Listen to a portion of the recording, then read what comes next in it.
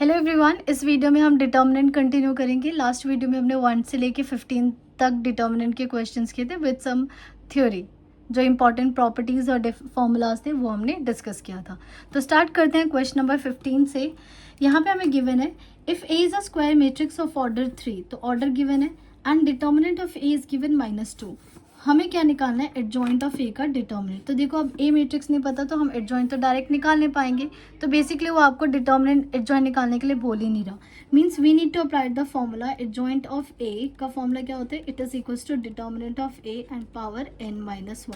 यही होता है फॉर्मूला। अब ये what is determinant given? -2। What is order given? 3 -1। तो -2 की पावर 2 it is equal to 4। So D is the correct option. Now question number 6। Last video में मैंने डिस्कस किया था। देखो, ये जो आपको ए दे रखा है, ये जो ए होता है ये तो हमारे क्या होते हैं? एलिमेंट्स होते हैं, राइट? एलिमेंट्स। और ये जो CIJ है ये आपके क्या होते हैं? कोफैक्टर्स होते हैं। कुछ लोग इसे कैपिटल ए, जैसे ML अग्रवाल में तो कैपिटल ए से डिनोट कर रखा है, यहाँ पे C। तो इन्होंने लिखा हुआ है कि CIJ इज द फैक्टर, नहीं सॉरी, कोफैक्टर मैंने मिस कर दिया, कोफैक्टर ऑफ AIJ। अब आपको बताना है किसके इक्वल है। तो आपसे मैंने बताया था अगर सेम एलिमेंट के सेम को फैक्टर से मल्टीप्लाई करें तो वी गेट डिटर्मिनेंट, अदरवाइज आपका आंसर क्या होता है? 0 होता है। अब यहाँ जरा देखो, A12, A22, A32 कौन से एलिमेंट है? यहाँ पे एक बार मैं बना के दिखा देती हूँ। ये है आपका A11, this is A12, A13, A21, A22, A23, A31, 32 and 33। ठीक है, अब बताना ये एलिमेंट कौन से? A12 ये है, मतलब क्या ये वाला एलिमेंट यूज हो रहा है, राइट? अब चलो कोफैक्टर्स देखते हैं। कोफैक्टर है C13। C13 कहाँ होता है? यहाँ पे C13। फिर C23 एंड C33 कोफैक्टर्स ये, मतलब एलिमेंट किसी और के और कोफैक्टर किसी और के। तो जब भी इन दोनों का मल्टीप्लिकेशन होगा तो आंसर क्या होता है? डायरेक्टली 0 होता है। अगर सेम एलिमेंट को सेम कोफैक्टर से मल्टीप्लाई करेंगे then we always get determinant, otherwise answer क्या होगा? हमेशा 0 होगा। सो कौन सा आंसर करेक्ट है? C is the correct option. Now question number 17। It is based on Cramer rules and वो भी इनकंसिस्टेंट और कंसिस्टेंट के ऊपर पूछा गया है। तो मैं इसका थोड़ा सा पहले बेसिक समझा देती हूँ आपको। चलो, तो क्रेमर रूल्स देखते हैं। देखो, क्रेमर रूल्स में हमें सबसे पहले क्या इंपॉर्टेंट होता है? डिटर्मिनेंट इंपॉर्टेंट होता है, राइट? और यहाँ पे हम x का फॉर्मूला किससे लिखते हैं? x का फॉर्मूला होता है D1 अपॉन में capital D, right? D, sorry, determinant लिखने की आदत हो गई ना। एंड y का फॉर्मूला क्या है? D2 अपॉन में capital D and z is equals to capital D 3 upon में कैपिटल D। ये होता है। अब ना हर चीज़ D पे डिपेंड होने वाली है। क्यों? देखो, अगर डिटर्मिनेंट 0 हो गया सो 1/0 फॉर्म बन रही है, और 1/0 हमें पता है ना इन्फिनिटी होता है। तो मैं कैसे लर्न करवाती हूँ? Everything is will be dependent on D only. तो मैं यहाँ पे D ले लेती हूँ। अब देखो, D की वैल्यू क्या हो सकती है? 0 हो सकती है। D की वैल्यू क्या हो गई? नॉट इक्वल्स टू 0 लेते हैं एक बार, और एक बार D की वैल्यू क्या ले लेते हैं? 0 ले लेते हैं। ठीक है, और ये मैं जो कर रही हूँ ये मैं कर रही हूँ नॉन होमोजेनस के लिए। नॉन होमोजेनस के का क्या मतलब है? इसका मतलब AX इक्वल टू B। यहाँ पे B की वैल्यू 0 नहीं होगी, ठीक है? B कोई नंबर होगा, राइट? तो अब देखो, जब अगर D की वैल्यू 0 नहीं है, D की वैल्यू 0 नहीं है और ऊपर 0 हो जाए, कुछ हो जाए, तो क्या आंसर एग्जिस्ट करेगा? जैसे एक बार मैं लिख कर दिखाती हूँ। जैसे D नॉन ज़ीरो है, तो नॉन ज़ीरो का मतलब यहाँ पे 4/2 हो सकता है, 3/5 हो सकता है। तो क्या हर बार आंसर निकलेगा, राइट? तो जब भी D नॉन ज़ीरो हो तो ये तो सबसे आसान केस होता है। इस केस में क्या एग्जिस्ट करेगा? हमेशा यूनिक सोल्यूशन। क्या एग्जिस्ट करेगा? Unique solution. लेकिन अगर D 0 हो गया तो यहाँ पे 2 केस अराइज होता है, 2 केस, ठीक है? इनफाइनाइट सोल्यूशन और नो सोल्यूशन। तो पहले मैं नो सोल्यूशन डिस्कस कर लेती हूँ। नो सोल्यूशन, ठीक है? नो सोल्यूशन कब एग्जिस्ट करेगा ये देख लेते हैं। एक बात बताओ, लेट्स सपोज ऊपर ना कोई भी एक DI नॉन ज़ीरो है। नॉन ज़ीरो का मतलब 1 2 3 कोई वैल्यू आई 2 और नीचे 0। बताओ क्या 2/0 कभी एग्जिस्ट करता है? No, it is equal to some infinity, कोई वैल्यू एग्जिस्ट नहीं करती। इसीलिए नो सोल्यूशन के लिए बोलता है कि अगर D1 D2 D3 एटलीस्ट 1 कोई भी क्या हो जाए? नॉन ज़ीरो हो जाए। तो इसलिए जब नो सोल्यूशन निकालना हो तो क्या हो लिखेंगे हम? At least D1 DI is equal to 0। At least one of d i is equal to 0, मतलब D1 D2 और D3 में से क्या हो जाए, कोई भी एक क्या हो जाए 0। क्यों? क्योंकि केस क्या बन जाएगा, नॉन ज़ीरो का मतलब नॉन ज़ीरो बेटा, sorry I am so sorry, non zero क्या बन जाए, नॉन ज़ीरो बन जाए। क्यों? इस फिर क्या हो जाएगा, इसमें केस ऐसा बन जाएगा ना 5/0 which is not infinity. Not infinity मतलब कभी आपको x की ऐसे कोई वैल्यू मिलेगी ही नहीं, ठीक है। फिर उसके बाद आता है इनफाइनाइट सोल्यूशन, इनफाइनाइट सोल्यूशन। सो इनफाइनाइट सोल्यूशन में देखो, मैं हमेशा एक लिमिट भी जब करवाती हूँ तो हमेशा बोलती हूँ कि 0/0 है ना, तो still we have a hope, chance है, क्योंकि 0/0 होते तो हम कुछ फॉर्मूला लगा के कुछ करके कर लेते हैं। तो 0/0 होगा तो हमारे पास होप होती है, तो आंसर एग्जिस्ट करने के चांसेस। इसलिए इसे कैसे लर्न कर सकते हो, सारे के सारे DIs क्या होने चाहिए, 0 होने चाहिए। इसमें मतलब D1 भी इक्वल होना चाहिए, D2 इक्वल होना चाहिए D3, तो क्या बन जाएगा, 0 होने चाहिए। सो इस केस में आपके क्या होंगे, इन्फाइनाइट। तो क्या देखो, D भी 0 और सारे के सारे DI भी 0, तो क्या ये 0/0 केस बन रहे हैं, ठीक है। सो इस केस में हमारे पास इनफाइनाइट सोल्यूशन, अगर कोई भी एक नॉन ज़ीरो हो गया, नो सोल्यूशन, और D नॉट इक्वल टू 0 तो सबसे बेस्ट यूनिक सोल्यूशन। अब हम क्वेश्चन करते हैं इसका डायरेक्टली। क्वेश्चन नंबर 17 कह रहा है, in a solving system of linear equation by Cramer rule determinant is 0। क्या गिवन है, डिटर्मिनेंट 0 गिवन है। इसका मतलब क्या, D 0 है, राइट। सो ये हमें क्या गिवन है, D 0 गिवन है। And at least 1 is non zero, कोई एक D1 या D2 या D3 में से क्या है, नॉट इक्वल 0, एटलीस्ट 1, राइट। तो जब कोई एक सा नॉन ज़ीरो हो जाए, सो कौन सा केस होता है, नो सोल्यूशन का case. So A is the correct option. Clear. Now 18th, if A is a square matrix of order 3, determinant of A given है, और अब ये 3A की वैल्यू निकालनी है। तो कैसे निकालेंगे, सबसे पहले 3 डिटर्मिनेंट से बाहर आने की कोशिश करेगा, with which power, with 3 power, and then determinant of A। 3 की power cube is 27, A is 4, तो ये आ जाएगा 108। So C is the correct option. Okay, now question number 19, इसमें हमें गिवन एक A मैट्रिक्स है एंड बोला है A इनवर्स क्या करेगा, एग्जिस्ट करेगा। वेरी गुड क्वेश्चन, अच्छा लगता है ये क्वेश्चन। A इनवर्स एग्जिस्ट कर रहा है। A इनवर्स अभी मैंने आपको समझाया था कि A इनवर्स एग्जिस्ट का क्या मतलब, A inverse exist it means, अभी नहीं समझाया था, लास्ट वीडियो में समझाया था। A इनवर्स एग्जिस्ट करने का क्या मतलब है, determinant of A is not equal to 0। बस ये कॉन्सेप्ट याद रखें। अगर ये किसी को ये कॉन्सेप्ट याद ही नहीं है ना, तो वो कुछ भी करता रहेगा, पता नहीं क्या ही करेगा, बट आंसर नहीं आएगा, ठीक है।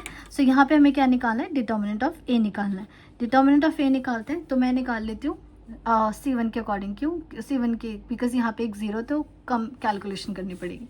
तो 2 लिखते हैं, हाइड कर दें, 3 2 just 6 -5, 0 हट गया, +1, इसे हाइड किया, 5 लैम्डा +6। और क्योंकि A इनवर्स एग्जिस्ट कर रहा है, तो डिटर्मिनेंट ऑफ A क्या आना चाहिए, नॉन ज़ीरो आना चाहिए।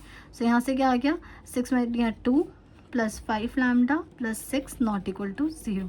तो ये आ गया 5 लैम्डा +8 नॉट इक्वल टू 0। तो लैम्डा की वैल्यू नॉट इक्वल्स टू -8/5। क्या मीनिंग है, ये कह रहा है कि A इनवर्स कब एग्जिस्ट करेगा, जब लैम्डा की वैल्यू -8/5 नहीं होगी।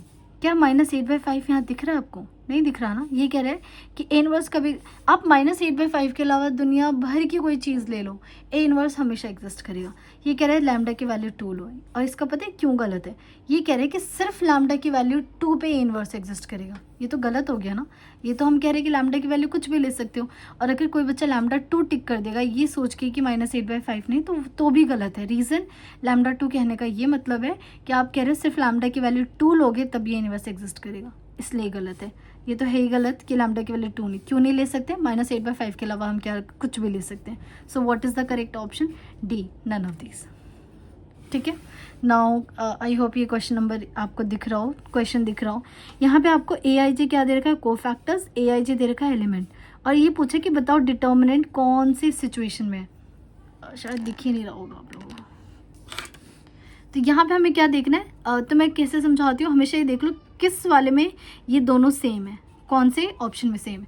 तो देखो A11 A11, A12 A21, तो ये भी गलत हो गया। A11 A31, ये तो डेफिनेटली गलत हो गया। A21 A11, ये भी गलत हो गया। लास्ट वाला A11 कैपिटल A21 A21, ये 21 है, ये भी 21 है, एंड A31 और ये भी कैपिटल A31 है। सो D is the correct option. ना क्वेश्चन नंबर 21 बिल्कुल वही जो अभी हमने पीछे किया उसकी तरह सेम है, इसमें भी R1 में चेंज करोगे तो क्या बन जाएगा L plus m plus n, L plus m plus n, L plus m plus n, ठीक है। फिर यहाँ बच गया हमारे पास N L M और यहाँ आ गया 1 1 1।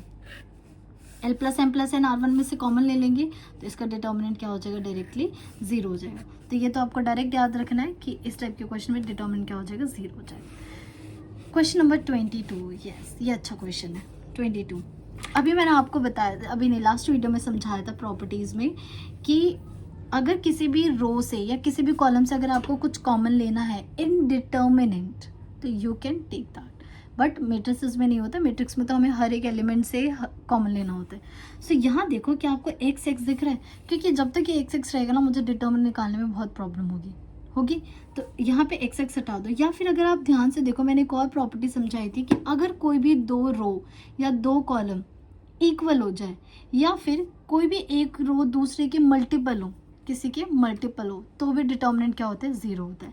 अब ज़रा एक बार इसको देखना, ये 6x 9x 12x क्या इसका 3 का मल्टीपल है, ठीक है। अगर मैं इस R1 को 3 से मल्टीप्लाई कर दूँ, 3x से मल्टीप्लाई कर दूँ तो क्या ये सेम बन जाएगा सेम। तो ये जो एलिमेंट है वो इसके क्या मल्टीपल से बन के आया है, सो इसका डिटर्मिनेंट क्या होगा, 0 होगा। फिर भी अगर आपको देखना है तो देखो क्या मैं इस पूरे R3 से x कॉमन ले सकती हूँ और साथ के साथ 3 कॉमन ले सकती हूँ। तो लेट कर लेती हूँ 3x कॉमन ले लिया तो क्या बचा यहाँ पर 2 3 4, इनमें तो कोई चेंज नहीं है, 5 6 8 में भी कोई चेंज नहीं है। यहाँ बचेगा 2, यहाँ बचेगा 3 और यहाँ बचेगा 4। क्या एक बात बताओ, ये वाला रो और ये वाला रो सेम हो गया, और जब भी रो कोई 2 या 2 कॉलम सेम हो जाए तो डिटर्मिनेंट क्या होता है, 0। सो ए इज द करेक्ट ऑप्शन, ठीक है। सेम 23 में भी कॉमन का ही कॉन्सेप्ट है। देखो क्या इस पूरे रो से द वैल्यू ऑफ डिटर्मिनेंट ये निकालनी है, ठीक है। तो ऐसा नहीं है कि 2 की पावर स्क्वायर 4 8 16 4 8 16 करके और मतलब पावर ऑन करके ओपन करके और फिर डिटर्मिनेंट निकालोगे, no we need to use property. So एक बात बताओ, क्या मैं यहाँ से फर्स्ट रो से 2 की पावर 2 कॉमन ले सकती हूँ, ले लो। क्या मैं सेकेंड रो से 2 की पावर 3 कॉमन ले सकती हूँ, बिल्कुल ले सकती हूँ। एंड देन इस वाले से क्या ले सकती हूँ, 2 की पावर 4। इससे क्या होगा, अगर मैं यहाँ 2 की पावर 2 कॉमन लूँगी तो 1 2 एंड 4, 2 की पावर 2 मतलब यहाँ से कॉमन लूँगी 2 की पावर 3 तो 1 2 एंड 2 की पावर 2 1 2 एंड 2 की पावर 2। क्या यहाँ पे तीनों रो सेम हो गए, सो डायरेक्टली आंसर क्या आ गया, 0। कोई भी रो कोई भी 2 कॉलम सेम हो जाए तो डिटर्मिनेंट क्या हो जाता है, 0।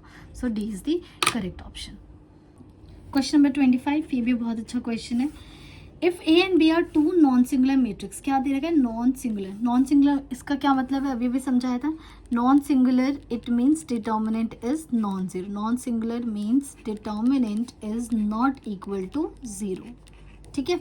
सो आपसे क्या पूछा गया है, अगर 2 मैट्रिसेस है जो नॉन सिंगुलर है सेम ऑर्डर के तो ए भी नॉन सिंगुलर होगा, ए भी अच्छा सॉरी दोनों में ना एक हटा देती हूँ, ए भी सिंगुलर हो जाएगा, A B non singular, A B is invertible not invertible और ए बी की वैल्यू ये। तो बताते हैं कौन सा सही होगा। अब ना यहाँ पे ए बी की बात कर रहे हैं तो एक काम करते हैं, ए बी निकाल लेते हैं। पहले बात तो डी तो गलत होगा, क्यों, क्योंकि हमें प्रॉपर्टी पता है कि अगर कभी भी ए बी का इन्वर्स निकालना तो बिल्कुल ट्रांसपोज जैसा होता है, पहले बी का इन्वर्स निकलेगा एंड देन ए का इन्वर्स निकलेगा, राइट। तो ये तो डी तो गलत हो गया। बाकी अगर ये सही है तो ये गलत, और लेट्स सी क्या आएगा। अब ए बी का डिटर्मिनेंट लेते हैं, ए इंटू बी। लास्ट वीडियो में मैंने आपको समझाया था ए और बी जब भी मल्टीप्लाई में हो तो डिटर्मिनेंट क्या होता है, अलग अलग ओपन हो जाता है, determinant of A and determinant of B, right. अब बोले ए और बी नॉन सिंगुलर है, राइट। नॉन सिंगुलर का क्या मतलब है, डिटर्मिनेंट ऑफ ए भी नॉन जीरो होगा एंड डिटर्मिनेंट ऑफ बी भी क्या होगा, नॉन जीरो होगा, क्लियर। अगर ये भी जीरो नहीं है ये भी जीरो नहीं है तो क्या ओवरऑल आंसर कभी भी जीरो नहीं आएगा ना। ए बी क्या है, इसका मतलब क्या है, इस ए बी का determinant non zero, A B का डिटर्मिनेंट नॉन जीरो का मतलब A B is singular, A non singular sorry non singular, A B क्या आ गया हमारे पास, नॉन सिंगुलर। नॉन सिंगुलर का क्या मतलब है कि ए बी का inverse, A B is invertible, कि ए बी का इन्वर्स क्या करेगा, एग्जिस्ट कर, इन्वर्टिबल, ठीक है। सो क्या आपका ये वाला ऑप्शन भी गलत, ये भी गलत, so what is the B is the correct option. Now question number 26 करते हैं। 26 में आपको एक ए मैट्रिक्स गिवन है और हमें क्या करना है, एडजॉइंट ऑफ ए का डिटर्मिनेंट फाइंड करना है, राइट। अब यहाँ पे ए गिवन है, इसका जब डिटर्मिनेंट निकालोगे तो क्या ए आपका स्केलर मैट्रिक्स है या फिर डायगोनल, और जब भी डायगोनल और स्केलर मैट्रिक्स होता है तो उसमें डिटर्मिनेंट क्या होता है, डायगोनल एलिमेंट का मल्टीप्लिकेशन हो जाता है। सो इस केस में डिटर्मिनेंट ऑफ ए क्या आ जाएगा, ए into A which is a की पावर क्यू, क्लियर। लेकिन हमें क्या फाइंड करना है, हमें determinant of adjoint of A निकालना है। अब determinant of adjoint of A का फॉर्मूला क्या होता है, it is equals to determinant of A के पावर n माइनस 1, ये होता है, राइट। अभी डिटर्मिनेंट ऑफ ए क्या निकाला हमने, ए के पावर क्यूब, और यहाँ पे n माइनस 1, अच्छा n तो मैं भूल ही गई पुट करना, A cube. What is the order, order क्या है 3 क्रॉस 3, तो यहाँ पे क्या हो जाएगा 3 माइनस 1 2, तो ए की पावर क्या आ गई 6। So what is the correct option, C is the correct option. Now question number 27, ऐसा तो हमने मैट्रिक्स में भी सॉल्व किया था कि जब भी आपको कोई एक एक्सप्रेशन गिवन हो और ए इनवर्स निकालना हो, तो ये हमें इक्वल्स टू 0 गिवन है and we want to find A inverse. तो पहले एक्सप्रेशन लिख लेते हैं, A square minus A plus I equal to 0। और जब भी आपको ए इनवर्स निकालना है तो दोनों तरफ क्या करना पड़ेगा, ए इनवर्स से मल्टीप्लाई। यहाँ पे ना पहले मैं ए इनवर्स लिख देती हूँ और यहाँ पे कौन है 0, कर दिया मल्टीप्लाई। अब जब ए इनवर्स जाएगा यहाँ पे A inverse into A square, फिर A inverse into A and then plus A inverse into I is equal to, किसी को 0 से करोगे मल्टीप्लाई 0 मैट्रिक्स से तो क्या आएगा 0 आएगा। अब बेस सेम है तो पावर यहाँ पे ऐड हो जाएगी, तो -1 + 2 1, और ए इनवर्स ए बताया था, ए इनवर्स इंटू ए हमेशा किसके इक्वल होता है, आई के इक्वल होता है, तो यहाँ से आई आ गया, प्लस ए आई से किसी को मल्टीप्लाई करते तो सेम मैट्रिक्स आते इक्वल टू 0, तो यहाँ से ए इनवर्स क्या आ गया, बाकी को इधर भेज दो तो आई माइनस ए, देख लेते कौन सा ऑप्शन है, I minus A, D is the correct option. Now question number 28, it is very important question और ये भी हमारे प्रॉपर्टी पे बेस्ड है। क्या गिवन है, इफ 2 3 2 x ये गिवन है, then the value of x। अब कोई बच्चा ना यहाँ पे डायरेक्ट मीटर से सॉल्व करना लगेगा, x के टर्म में सॉल्व करेगा डिटर्मिनेंट, तो उसको हो सकता है बहुत प्रॉब्लम हो क्योंकि x को सॉल्व करना मुश्किल होता है। But we will use property. Property क्या कहते हैं कि हम किसी भी रो या किसी भी कॉलम से कॉमन ले सकते हैं। तो क्या मुझे यहाँ पे पूरा x दिख रहा है, so I will take x common from R2, तो यहाँ पे क्या हो जाएगा 2 3 2, और यहाँ क्या हो गया 1 1 1 4 9 1, और प्लस 3 इज इक्वल टू क्या दे रखा है हमें 0 गिवन है। अब इसका डिटर्मिनेंट निकालो, x मैं R2 के अकॉर्डिंग ये निकाल रही हूँ, तो यहाँ हो जाएगा 2, इसे करेंगे तो 1 माइनस 9, फिर -3 करेंगे तो ये आएगा 1 - 4, एंड देन +2 करेंगे तो 9 - 4 is equal plus 3 is equal to 0, ये हमें गिवन है। अब इसे पूरा सॉल्व कर लेते हैं, ये आएगा देखो -8, तो ये हो जाएगा -16, यहाँ से आएगा -3 तो +3 9 हो गया, 5 + 2 क्या हो गया 10 हो गया, राइट, +3 इज इक्वल टू क्या है 0, तो ये हो जाएगा 19 में से 6 क्या, तो ये आएगा 3, ठीक है। तो यहाँ पे सॉल्व कर लेते हैं, 3x + 3 इज इक्वल टू 0, तो 3x इक्वल टू -3, तो x की वैल्यू क्या आ गई हमारे पास -1। नेक्स्ट क्वेश्चन करते हैं। क्वेश्चन नंबर 29 बहुत आसान सा क्वेश्चन है। हमें गिवन है A is a square matrix of order 3, determinant of A given है और आपको इस एक्सप्रेशन को निकालना है। क्या है, -a × a ट्रांसफर, इसमें ना दो चीज़ें ऐड कर दी प्रॉपर्टी। तो देखो सबसे पहले ये -1 है, इसको हम बाहर लेंगे, ठीक है। जब इस माइनस को बाहर लेंगे तो क्या होगा, ये माइनस किसके साथ आएगा, पावर के साथ आएगा, ठीक है। तो ये हो जाएगा -1 की power 3 and then a × a का डिटर्मिनेंट, राइट। अब देखो क्या प्रॉपर्टी यूज होगी, क्या यहाँ पे a और a ट्रांसपोज मल्टीप्लाइड में है और ये क्या हो जाएगा -1, और जब मल्टीप्लाई में होते हैं तो डिटर्मिनेंट क्या होता है, अलग अलग ओपन हो जाते हैं, तो a का डिटर्मिनेंट एंड a ट्रांसपोज का डिटर्मिनेंट। और मैंने पिछले वीडियो में समझाया था a और a डिटर्मिनेंट ट्रांसपोज दोनों का क्या होता है, सेम होता है। तो ये -1, ये हो जाएगा 2 और ये हो गया 2, तो ये हो गया -4, so D is the correct option, clear. Now question number 30 करते हैं। यहाँ पे ना ऑप्शंस गलत है, ठीक है, तो ऑप्शंस को इग्नोर कर देना, हम डायरेक्टली सॉल्व करेंगे। If A is a square matrix of order 3 and determinant of A 2 दे रखा है, आपको ये निकालना है। तो लास्ट वीडियो में मैंने जहाँ पे फॉर्मूलाज आपको सब समझाया था कि जब भी डिटर्मिनेंट, यहाँ कितनी बार है, 3 बार है, तो इसका फॉर्मूला पहले मैं लिख देती हूँ। इसका जब भी एडजॉइंट, फिर एडजॉइंट और फिर क्या है एडजॉइंट, राइट, ए, और 3 बार है, तो इसका फॉर्मूला क्या हो जाता है, a की पावर n - 1 से 1 3 है, तो यहाँ पे पावर क्यूब हो जाएगी, क्लियर। सो यहाँ पे अगर डायरेक्टली पुट करें तो 2 की पावर n क्या है यहाँ पे 3 माइनस 1 की पावर क्यूब, मतलब 2 की पावर क्यूब 8, 2 की पावर क्यूब 8 हो जाएगा 128 इंटू 2 256। ठीक है। नाउ क्वेश्चन नंबर 3, ये ना मैट्रिसेस का क्वेश्चन है, मुझे दिखा था जब मैं ये पेपर बना रही थी, तो यह क्वेश्चन मुझे दिखा इसलिए मैंने यहीं पे ऐड कर दिया। ए एंड बी क्या है, सिमेट्रिक मैट्रिसेस है। ठीक है, और ये CUET का क्वेश्चन है, आप देख सकते हैं जो फॉन्ट वगैरह ये वहाँ से मैंने डायरेक्ट ले लिया है। अगर ए और बी सिमेट्रिक है तो which of the following is true. हमेशा याद रखना, जब ए और बी सिमेट्रिक होते हैं तो ए प्लस बी क्या हो जाता है, सिमेट्रिक हो जाता है। ठीक है, अब सॉल्व करके दिखा देती हूँ। तो हमने क्या लिया, ए प्लस बी का ट्रांसपोज ले लिया, तो प्लस में क्या होता है, ट्रांसपोज ओपन हो जाएगा, बी का ट्रांसपोज। ए और बी सिमेट्रिक है तो यहाँ पे क्या हो जाएगा ए, और ये बी ट्रांसपोज क्या हो जाएगा बी। तो क्या जब ने आप किसी मैट्रिक्स का ट्रांसपोज किया तो सेम आ गया, तो वो क्या हो जाता है, सिमेट्रिक हो जाता है। और जब ए माइनस बी करते हैं तो क्यू सिमेट्रिक होता है, ये याद रखना है। ठीक है। नाउ क्वेश्चन नंबर 31, ये अगेन मैंने ना बाय मिस्टेक थ्योरी का क्वेश्चन डाल दिया था, लेकिन यस आपको आना चाहिए। तो इसमें हमें सबसे पहले ना इक्वेशन बनानी है। तो गौतम बाइज, मैं इक्वेशन बनाकर दे दूंगी, बाकी चीज़ें आप फाइंड करते रहना। Gautam buys 5 pen 3 bag 1 instrument box and pays ₹160। तो क्या करेंगे, पेन का कॉस्ट x ले लेंगे, बैग का y ले लेंगे, और इंस्ट्रूमेंट का क्या ले लेंगे, z ले लेंगे। तो इक्वेशन क्या बन जाएगी, 5x + 3y + z, और कितना पे किया उसने टोटल 160। फिर विक्रम ने 2 पेन मतलब 2x, फिर y + 3z = 190, and last x + 2y + 4z = 250। Equation बन गई। अब ax = b, determinant of a, और ये बाकी सारी चीज़ें आप निकाल सकते हो। तो ये था डिटर्मिनेंट में। आई विल एडवाइज़ यू कि आप जितने भी क्वेश्चंस हैं ML अग्रवाल में पीछे MCQs, बहुत सारे अच्छे क्वेश्चन हैं MCQ के और RD के, अगर आप उनको भी प्रैक्टिस करते हो साथ में तो फिर डिटर्मिनेंट और मैट्रिसेस और एक्स्ट्रा करने की ज़रूरत नहीं है आपको। ठीक, अगर आपको वीडियो अच्छी लगी तो please like and subscribe. Thank you everyone. और आप लोगों को एक इन्फॉर्मेशन देनी थी, जो नेक्स्ट वीडियो होगी वो यूनिट 3 से मैं नहीं बनाऊंगी, क्योंकि यूनिट 3 बहुत बड़ा चैप्टर है, तो अगर मैं सिर्फ वही कवर करूँगी तो आने वाले वीक में यूनिट 3 हो पाएगा। तो इट्स बेटर कि मैं यूनिट 3 को एग्ज़ाम टाइम से पहले वाला जो टाइम है वहाँ पे करवाऊँगी। अभी हम बाकी जो 3-4 यूनिट बच गई उसे कंप्लीट कर लेंगे, एंड देन यूनिट 3 करेंगे। तो उस टाइम अगर फ्रेश करेंगे तो हो सकता है आपको एग्ज़ाम में ज़्यादा हेल्प मिलेगी और वहाँ से आप कर सकते हो। Okay, thank you everyone.